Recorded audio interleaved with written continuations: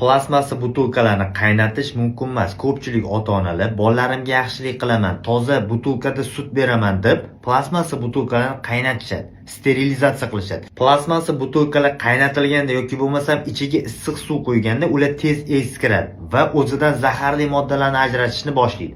Bundan tashqari mikro va nanoplastlarni ajratadi. Mikro va nanoplastlarni bolalar ichish natijasida u oshqozon ichak traktidan so'rilib butun a'zolarga tarqab ketishi mumkin. Plastmassa butilkalarning ichida himoya qatlami bo'ladi. Butilka qaynatilganda yoki issiq suv quyilganda himoya qatlami erishni boshlaydi va oralari ochiladi. Bu yerdan esa plastmassa tarkibidagi zaharli moddalar sutga o'tadi. Sut orqali esa bola ularni ichib yuboradi. Bolaga zararli ta'sir ko'rsatadi. Faqat shisha butilkalarni qaynatsa bo'ladi. Ya'ni faqatgina shularga ruxsat berilgan, chunki ular qaynatilganda ham o'zidan zaharli moddalar ajratmaydi. Plastmassa butilkalarni qaynatish mumkin emas. Ko'pchilik plastmassa butilkalarga 60 gradusdan oshiq suv qo'yish mumkin emas.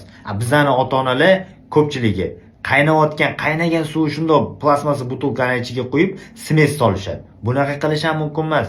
Smes issiq suv, qaynayotgan suvga solib bo'lmaydi buni.